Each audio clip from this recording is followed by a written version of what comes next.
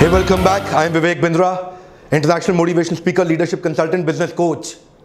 आज तक का जितना भी बिजनेस को लेकर के इंपॉर्टेंट लर्निंग है, पूरा बिजनेस को बिल्ड करने के लिए एक ही वीडियो में सारे लेसन देने जा रहा हूं। एक साल अगर आप कहीं ट्रेनिंग लेंगे ना, वो एक साल की ट्रेनिंग को समराइज करके 10 पॉइंट्स में बताऊंगा। एक स्टार्टअप हो या बड़ा बिजनेस हो, फेलियर के 10 कारण क्या होते हैं। अगर ये 10 चीजें जो मैं बताने वाला हूं आपको, ये अगर ठीक हो गई, आपके बिजनेस में सेफ हो जाएगा, बिजनेस की हेल्थ ठीक हो जाएगी। IBM institute for business value and Oxford economics के हिसाब से 90% इंडियन स्टार्टअप पहले 5 साल में ही खत्म हो जाते हैं। One of the biggest reason is the lack of exact needed innovation.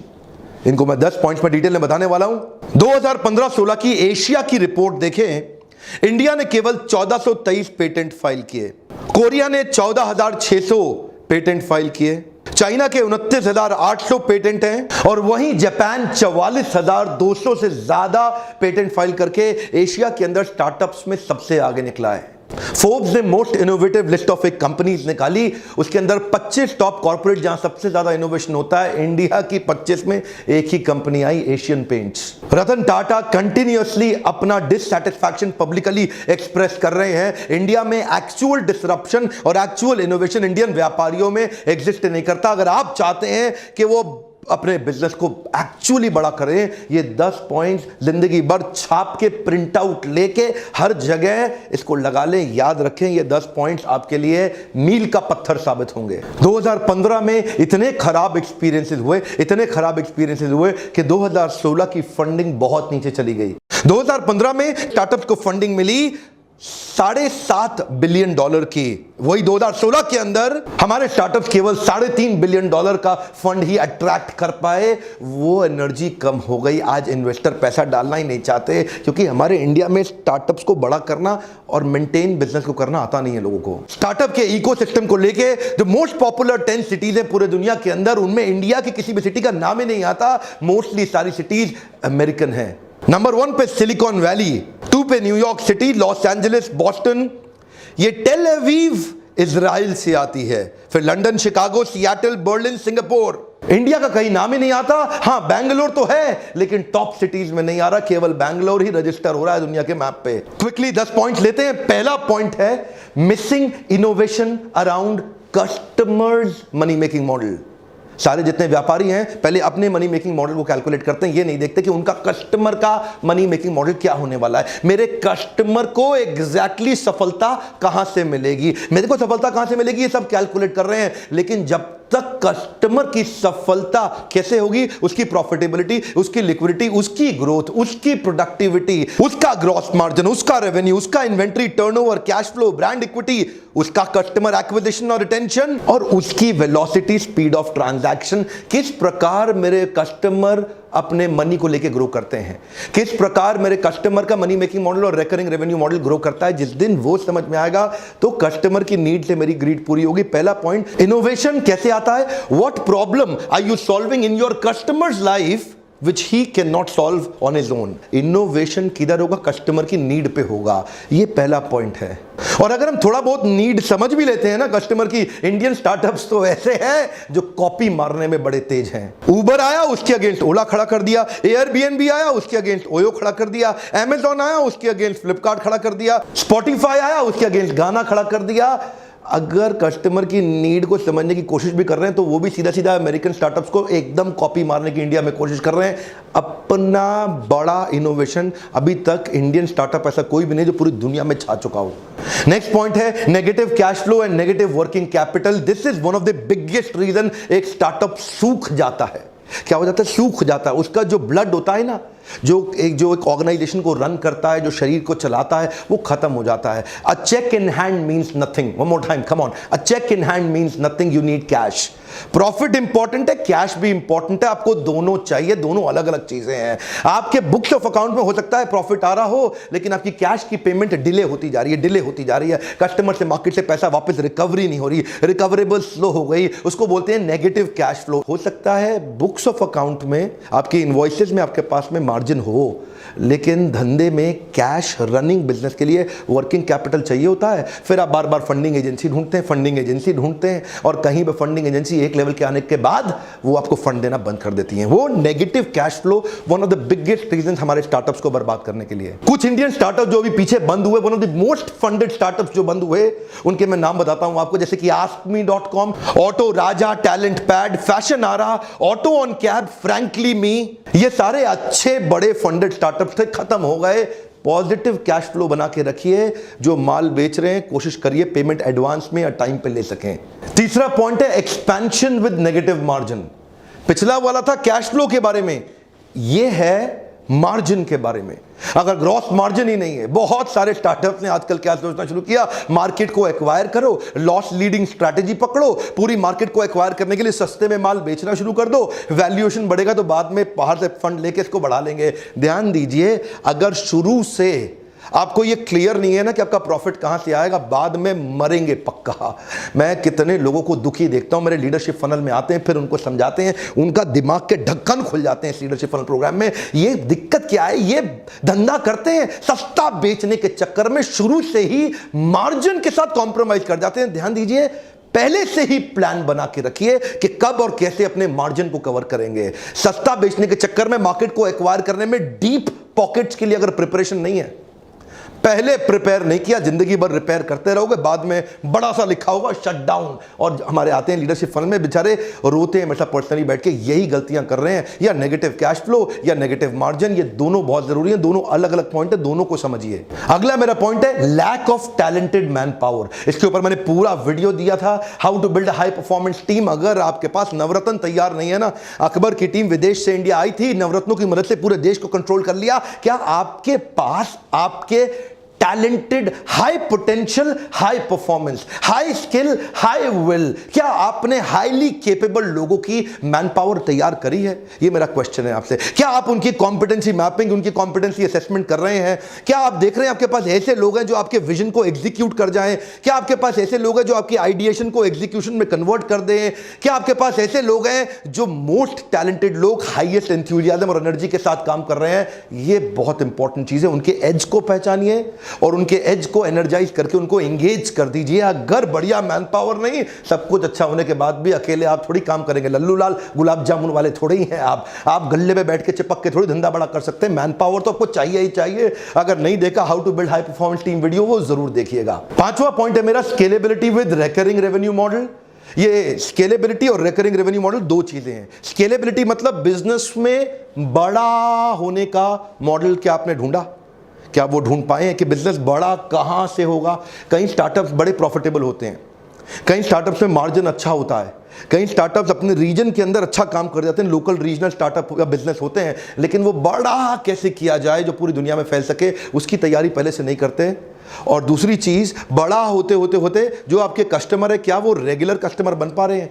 क्या आप अपने कस्टमर्स को रिटेन कर पा रहे हैं? क्या आपके कस्टमर आपको रिकरिंग रेवेन्यू दे रहे हैं? लगातार लगातार लगातार रेवेन्यू दे पाने वाले कुछ अश्योर्ड कस्टमर जो कि लॉन्ग टर्म कॉन्ट्रैक्ट के साथ काम करते हैं, जो कि आपके साथ जुड़े रहते हैं। इसके ऊपर अभी आपने पीछे वीडियो देखा था रेगुलर इनकम के ऊपर कि बिना मेहनत के या कम मेहनत के साथ रेगुलर इनकम कैसे बढ़ाएं, नहीं देखा तो वो भी जरूर देखिएगा। वो वीडियो पूरा डिटेल है, लेकिन यहां पे एक पॉइंट है जो बड़ा महत्वपूर्ण है कि एक तो बिजनेस बड़ा होना चाहिए और दूसरा बिजनेस में कुछ सस्टेन्ड रिटेन कस्टमर्स के लिए रिकरिंग रेवेन्यू मतलब रेगुलर इनकम वाले मेथड्स को बिल्ड करें। अगर ऐसा रहेगा तो आगे दौड़ पीछे छोड़, आगे दौड़ पीछे छोड़, इसका टेंशन नहीं रहेगा। व्यापारी यही करते हैं, नए नए कस्टमर के पीछे भागते रहते हैं, पुराने वाले पीछे छूटते रहते हैं। छठा मेरा पॉइंट है mixed marketing signal and wrong positioning. इसके ऊपर तो लीडरशिप फनल में इतने क्वेश्चन आते हैं, मेरे साथ लाइव वर्कशॉप में लोग क्वेश्चन करते हैं। प्रॉब्लम क्या है, लोगों को पता ही नहीं अपने प्रोडक्ट को मार्केट में पोजीशन कैसे करना है। वो है कौन, आपकी आइडेंटिटी है क्या, आपका परफेक्ट कस्टमर कौन है, आपका इम्परफेक्ट कस्टमर कौन है, आपका परफेक्ट प्रोडक्ट क्या है, आपका इम्परफेक्ट प्रोडक्ट क्या है। आपका प्रोडक्ट ठीक से प्लान नहीं किया गया, आपका कस्टमर का सेगमेंटेशन ठीक से प्लान नहीं किया गया। हर जगह हर एक को जाके तू भी खरीद ले, तू भी खरीद ले, हर एक को थोड़ी जाके माल बेचते हैं। आपको परफेक्ट मार्केट डेमोग्राफी और साइकोग्राफी के हिसाब से ढूंढनी है और फिर जाकर के वही प्रोडक्ट प्रेजेंट करना है। अपना सिंगल सिग्नल ढूंढिए, आप कौन हैं, जिससे आपकी आइडेंटिटी तैयार होगी। क्या आप न्यूएस्ट हैं, क्या आप प्रॉब्लम सॉल्वर हैं, क्या आप बेस्ट हैं, आप मोस्ट कन्वीनियंट हैं, cheapest, best value, most prestigious, maximum feature हैं, या फिर आप मोस्ट रिलायबल हैं। इस प्रकार की कई तरह की पोजीशनिंग होती है। जब आपको पोजीशनिंग पता हो कि आप हैं कौन, आप उसी हिसाब से पैकेजिंग करेंगे, उसी हिसाब से ब्रांडिंग करेंगे, उसी हिसाब से मार्केटिंग करेंगे, उसी हिसाब से प्रोडक्ट को लेकर के मार्केट में प्रेजेंट करेंगे, उसी हिसाब की स्कीम लाएंगे, पॉलिसीज लाएंगे, पीछे बैकएंड की टीम भी उस हिसाब से तैयार होगी। आपकी मार्केटिंग की प्लानिंग ठीक है कि नहीं है, सिंगल सिग्नल दे रहे हैं कि नहीं दे रहे हैं। थम्स अप का सिंगल सिग्नल है, टेस्ट द थंडर, आज कुछ तूफानी करते हैं, एक 4 तूफानी देना भैया, ये बिल्कुल सिंगल सिग्नल है। उनको पता है उनकी मार्केट कौन है और कैसे बेचना है। इसको बोलते हैं प्रोडक्ट पोजीशनिंग। 7वां quick point, releasing product as a Lagarde.